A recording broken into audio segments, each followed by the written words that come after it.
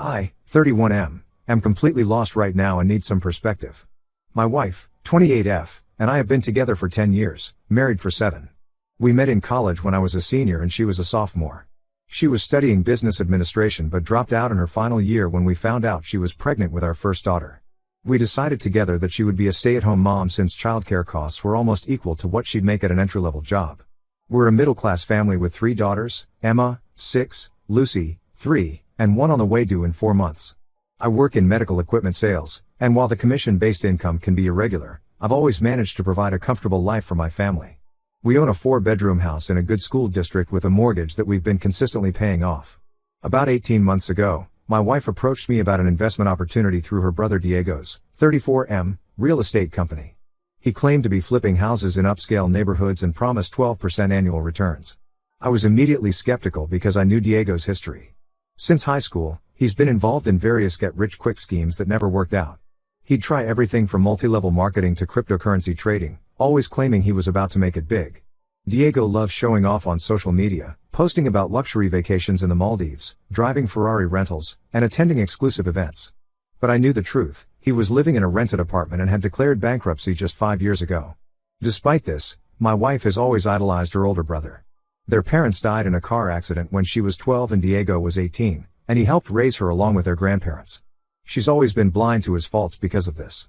When she first mentioned the investment opportunity, I flat out refused. We had $210,000 in savings, money we'd carefully accumulated over 7 years of living below our means.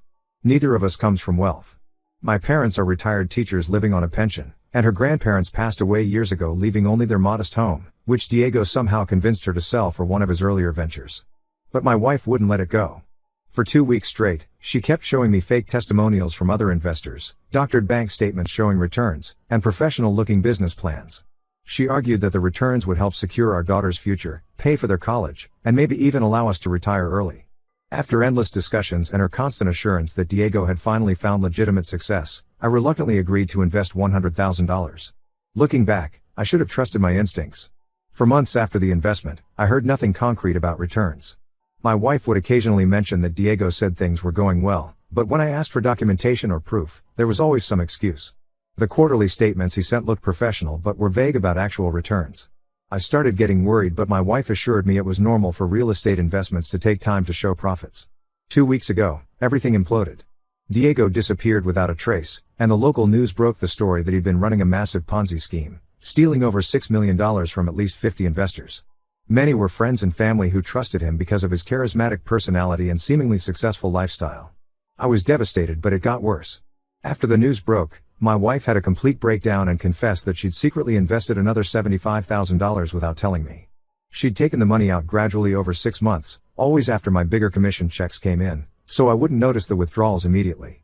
She claimed Diego had convinced her the business was about to expand exponentially and early investors would make the biggest profits. I'm struggling to process this betrayal. We've lost $175,000, nearly our entire life savings. This money represented years of careful planning and sacrifice. It was meant for our daughter's education, our retirement, and emergencies. My job's commission structure means some months are significantly better than others, and we needed that safety net for the lean times. My wife has been crying constantly, barely eating, and begging me not to leave her. She claims she truly believed in Diego's business and was just trying to secure our future. She keeps saying she'll get a job after the baby is born and spend years paying me back. But I can't get past the fact that she went behind my back with that additional $75,000. The trust is completely broken. I haven't told her how angry I really am because her doctor warned us about keeping her stress levels down during this pregnancy. But inside, I'm furious and terrified. We won't be able to afford private school for our daughters next year, schools we chose specifically because the public schools in our area are overcrowded and underperforming. If I have a bad sales month, we have nothing to fall back on. My brother thinks I should divorce her, saying she's shown she can't be trusted with our family's financial security. The police are investigating Diego but told us not to expect the money back. Based on his credit card statements, he spent most of it on luxury hotels, gambling in Las Vegas, and wild parties. My in-laws, wife's aunt and uncle who helped raise her, are devastated and ashamed but can't help financially. They lost $250,000 in his scheme, their entire retirement fund. I love my wife and our life together, but I don't know how to move forward from this. Every time I look at our bank account or think about our daughter's future, I feel physically sick. How do I trust someone who gambled away our children's future behind my back? How do I explain to our daughters that they have to leave their friends and schools because mommy gave away all our money to Uncle Diego? I'm lost and need advice. Update 1. The situation has gotten significantly worse since my last post. What started as a devastating financial loss has evolved into something far more sinister. The police investigation into my wife's brother Diego revealed that he wasn't just running a Ponzi scheme, he was actively involved in money laundering for some extremely dangerous people connected to organized crime. My wife finally broke down last night and admitted something that made my blood run cold. She'd known about the criminal connections for 6 months but kept quiet because Diego had threatened our family. She showed me dozens of threatening texts from him demanding more money. The additional $75,000 she invested wasn't just poor judgment or blind faith in her brother, she was being blackmailed. According to her, Diego started sending threats about 6 months ago when she questioned why there weren't any returns on our initial investment. He claimed he'd gotten involved with some dangerous people who would come after our family if she didn't keep the money flowing. He sent her photos of our daughters at school and outside their dance classes to prove he was having us watched. I'm torn between feeling sympathy for my wife being manipulated by her own brother and overwhelming anger that she didn't tell me about the threats. We could have gone to the police together months ago. Now the FBI is involved, and we've had to hire a criminal defense lawyer to protect ourselves since technically my wife was involved in money laundering, even if under duress. The impact on our extended family has been catastrophic. My in-laws, who were like second parents to my wife after she lost her own, have completely fallen apart. My father-in-law had a massive heart attack from the stress and is in the ICU. My mother-in-law hasn't spoken to anyone in days, she just sits in the hospital room staring at the wall. The whole family is under investigation because the FBI doesn't believe Diego could have managed this operation alone. My wife's mental health has deteriorated rapidly. She's been hospitalized twice in the past week for severe anxiety attacks. Her obstetrician is extremely worried about the pregnancy and has warned us about the possibility of early labor due to stress. She's been prescribed bed rest, but she can barely sleep. She just lies there crying and apologizing over and over. I'm trying to be supportive because of the pregnancy and the fact that she was being threatened, but I'm also dealing with intense anger and betrayal. Our oldest daughter, Emma, keeps asking why mommy is always crying and why she had to leave her school. She misses her friends and doesn't understand why we can't afford ballet lessons anymore. Lucy, our 3-year-old, has started having nightmares and wetting the bed again. The media has gotten hold of the story and Diego's face is plastered all over the local news. They're calling it the biggest financial fraud in our state's history. Some of his victims have started harassing our family, blaming us for their losses. We've had people showing up at our house demanding their money back. One man threatened to burn our house down if we didn't repay him. We've had to change our phone numbers and I've installed security cameras around the house. My company has been understanding so far, but my sales numbers are dropping because I'm constantly dealing with family emergencies and legal meetings.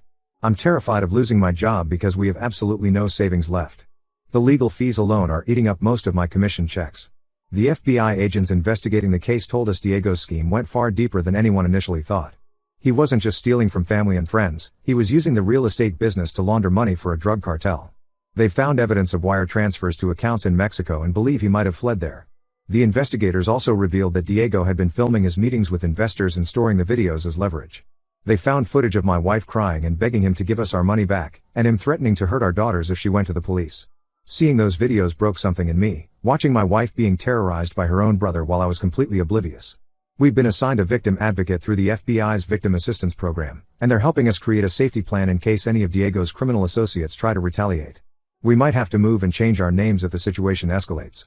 The thought of uprooting our daughters and starting over somewhere else is overwhelming, but their safety has to come first. I still don't know if I can save my marriage after all this.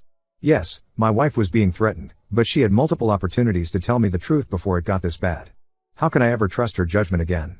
How do I know she won't keep other dangerous secrets in the future? I love her, but I'm not sure love is enough anymore. Update 2. The situation has completely exploded. The FBI found Diego in Mexico and extradited him back to face charges.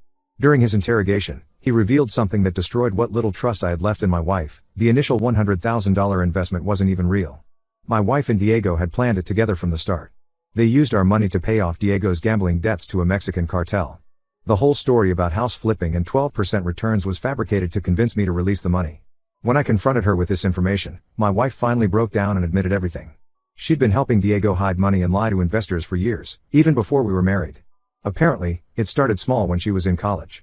Diego would ask her to deposit checks into her account or receive wire transfers, claiming it was for his legitimate business ventures. Over time, she got deeper into his schemes, helping him create fake business documents and lying to potential investors. The most devastating part was learning that she'd known about his cartel connections from the beginning. The threats he made 6 months ago weren't new, he'd been using similar tactics to keep her compliant for years. She claimed she wanted to get out multiple times but was too scared of what Diego and his connections might do. I filed for divorce yesterday. I can't stay married to someone who's been lying to me for our entire relationship. Every memory I have of our time together is now tainted. Was she thinking about her brother's schemes during our wedding? Was she helping him launder money while pregnant with our daughters? I can't stop these thoughts. My lawyer thinks we might be able to recover some money through civil asset forfeiture proceedings, but it could take years. Meanwhile, I've had to move in with my parents because we can't afford our house anymore. My daughters share a room now, and Emma keeps asking when we can go home. My wife is living with her aunt, under house arrest with an ankle monitor. Her pregnancy is high risk now due to all the stress, and her doctors are monitoring her closely. Despite everything, I still worry about her and the baby, but I can't get past her betrayal. The FBI is pushing her to testify against Diego and his cartel connections. If she cooperates, she might avoid jail time, but she'll need witness protection. The thought of my daughters potentially never seeing their mother again is heartbreaking, but maybe it's safer this way. Some of Diego's other victims have filed a class action lawsuit against everyone involved, including my wife. The lawyers say we might be paying restitution for the rest of our lives. I've had to hire a forensic accountant to prove which assets were purchased with legitimate income versus fraudulent funds. My in-laws have cut off all contact with my wife. They blame her for my father-in-law's heart attack and their lost retirement. The family is completely shattered. The only silver lining is that my daughters are too young to fully understand what's happening. I never imagined I'd be starting over at 31, living with my parents and facing financial ruin. But at least now I know the truth. I just hope my daughters can forgive me someday for not seeing the signs earlier. Update 3: The divorce is final. Diego took a plea deal and is serving 15 years in federal prison. My wife received 5 years probation for cooperating with investigators, but she's lost custody of all 3 children. The judge cited her involvement in financial crimes and endangering our children by dealing with dangerous criminals as the main reasons. She gave birth 2 months ago to our youngest daughter, Sarah. After a thorough evaluation, the court granted me full custody of all 3 girls. My wife gets supervised visits twice a month at a court-approved facility. The baby hasn't bonded with her at all, which the custody evaluator said is common in these situations. The FBI managed to recover some money from offshore accounts, about $30,000 of our original $175,000. The rest is gone, spent on Diego's gambling and lavish lifestyle. We're still named in multiple lawsuits from other victims, but my lawyer managed to negotiate a reasonable repayment plan based on my income. I sold our house and moved to a different state to escape the media attention and start fresh. My company transferred me to their office here, which was a huge relief. The girls are adjusting to their new schools, though Emma still has trouble making friends. She's in therapy twice a week, trying to process why her mother isn't living with us anymore. My wife's family has scattered. Her aunt and uncle moved to Florida, unable to face the shame in our community. Diego's wife divorced him and took their kids to California. My wife lives alone in a small apartment near the supervised visitation center, working as a cashier to pay her legal fees. The hardest part is watching my daughter struggle. Emma is old enough to understand some of what happened and feels betrayed.